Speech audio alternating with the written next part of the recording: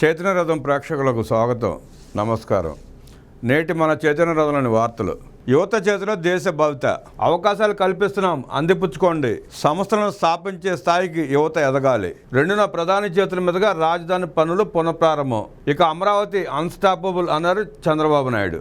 వీటిలో V launch pad 2025 startup expo షోకు హాజరయ్యారు. క్యాంపస్లో పలు భవనాలను ప్రారంభించిన చంద్రబాబు. పునఃప్రతిష్టకు తరలరండి, రాజధాని రైతులను ఆహ్వానించిన సీఎం చంద్రబాబు. రైతులకు దక్కే ప్లాట్లకు బ్యాంకుల ద్వారా రుణాలు, గ్రామకంఠం పరిధిలో పట్టా లేని వారికి పట్టాలు.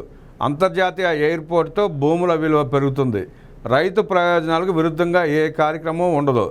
అమరావతి రైతులతో సమావేశంలో సీఎం చంద్రబాబు. తిరుపతి జిల్లాలో రోడ్డు ప్రమాదంపై సీఎం చంద్రబాబు విచారం.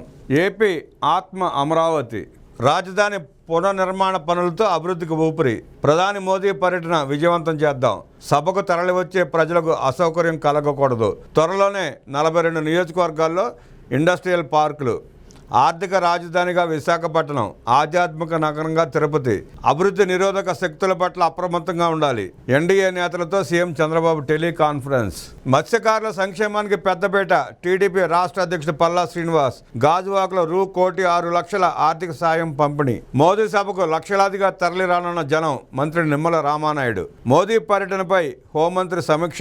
పాల్గొన్న మంత్రులు కొల్లు రవీంద్ర, వాసంశెట్టి సుభాష్, జనార్దన్ రెడ్డి. ప్రధాని సభకు జనం భారీగా తరలి రావాలి. మంత్రి గొట్టిపాటి పిలుపు. ఏర్పాట్లపై కూటమి నాయకులతో మంత్రి సమీక్ష. మోదీ పర్యటన నేపథ్యంలో మంత్రి గొట్టిపాటికి కీలక బాధ్యతలు. డీసీసీబీ, డీసీఎంఎస్ చైర్మన్ల నియామకం. 10 జిల్లాలకు ప్రకటించిన ప్రభుత్వం. పెట్టుబడులు అడ్డుకునేందుకే జగన్ రెడ్డి కుట్రలు. దోపిడీ ముఠా, ఫేక్ ముఠాను సూటిగా ప్రశ్నిస్తున్న వర్షాకు 99 పైసలకి ఎకరా కట్టబెట్టామా? ఆధారం ఉందా?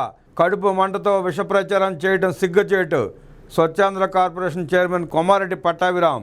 బాల మామయ్యకు పద్మభూషణ్ పురస్కారం ఎంతో గర్వకారణం అన్నారు మంత్రి లోకేష్. బాలయ్యకు ప్రతిష్టాత్మక పద్మభూషణ్ పురస్కారం అందజేసిన రాష్ట్రపతి ద్రౌపది ముర్ము.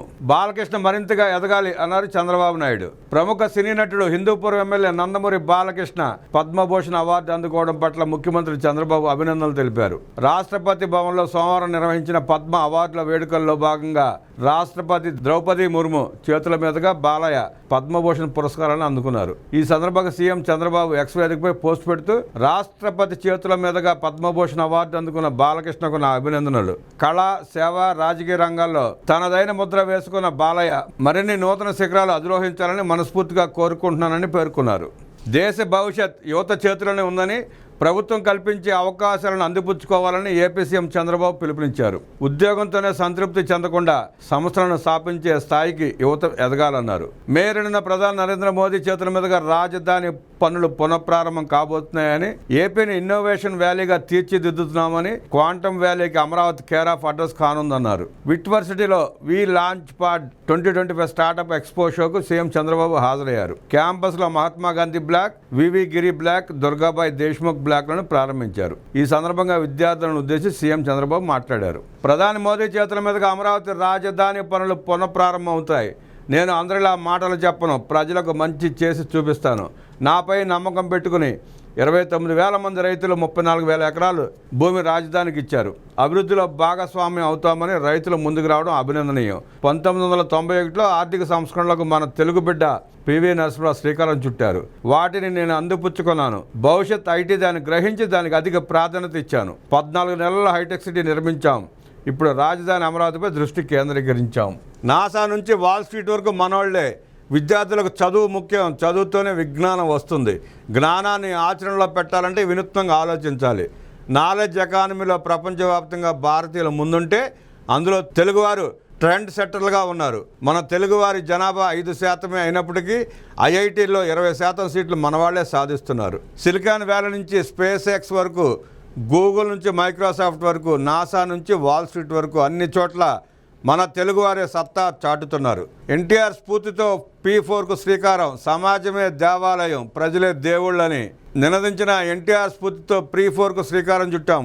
సమాజంలో ఆర్థికంగా ఉన్నతంగా ఉన్న 10% మంది ఆర్థిక ఇబ్బందులతో పేదరికంలో అట్టడుగులో ఉన్న 20% కుటుంబాలను పైకి తీసుకురావాలి. 2029 నాటికి రాష్ట్రంలో పేదరికం అనే మాట వినపడకూడదు. పౌరుల ఇంటి వద్దకే ప్రభుత్వ సేవలు అందించాలనే ఉద్దేశంతో వాట్సాప్ గవర్నెన్స్కు శ్రీకారం చుట్టామన్నారు.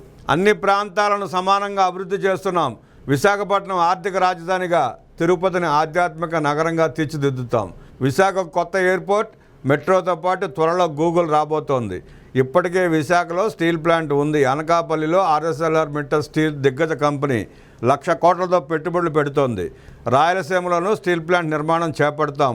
అనంతపురంలో లేపాక్షి మొదలు ఓరవకల్ వరకు నాలెడ్జ్ హబ్గా తయారు చేస్తాం. రాయలసీమను defence, electronic, automobiles, drone, satellite launching, green energy రంగాల్లో అభివృద్ధి చేస్తాం. భవిష్యత్ అంతా డ్రోన్లదే. ఓరవకల్లో డ్రోన్ సిటీ ఏర్పాటు చేస్తాం. మోదీ నాయకత్వంలో మేక్ ఇన్ ఇండియా కార్యక్రమం కింద $100 బిలియన్ హార్డ్వేర్ రంగం అభివృద్ధి చెందుతోంది. భవిష్యత్తులో $500 బిలియన్ విలువైన ఉత్పత్తులు తయారు చేసే స్థాయికి మన దేశం చేరుతుందని చంద్రబాబు వివరించారు. అమరావతిలో అభివృద్ధి పనులు, రాష్ట్రంలో కొత్త విద్యా సంస్థల ఏర్పాటు, ఐటీ, ఏఐ వినియోగంపై విద్యార్థులు పలు ప్రశ్నలు అడగగా ముఖ్యమంత్రి వాటికి సమాధానం చెప్పారు. రాష్ట్రాన్ని అన్ని రంగాల్లో ముందుకు తీసుకెళ్లడంతో పాటు పేదరికం రూపుమాపడం, యువతకు ఉద్యోగ, ఉపాధి కల్పనపై ప్రత్యేక దృష్టి పెట్టామని సీఎం చెప్పారు. ఎన్టీఆర్, అంబేద్కర్, కలాం వంటి వారంతా సాధారణ స్థాయి నుంచి వచ్చిన వారేనని, మహనీయుల స్ఫూర్తితో యువత తాము ఎంచుకున్న మార్గంలో రాణించాలన్నారు. రాజకీయాలను తాను సేవా మార్గంలోనే చూశానని అన్నారు. రాత్రికి రాత్రే జాక్పాట్ కొట్టాలనుకోవడం అత్యాశ అవుతుంది. జీవితంలో కష్టపడి అంచెలంచెలుగా ఎదిగిన వారికి తిరుగుండదని సీఎం చంద్రబాబు ఈ సందర్భంగా స్పష్టం చేశారు.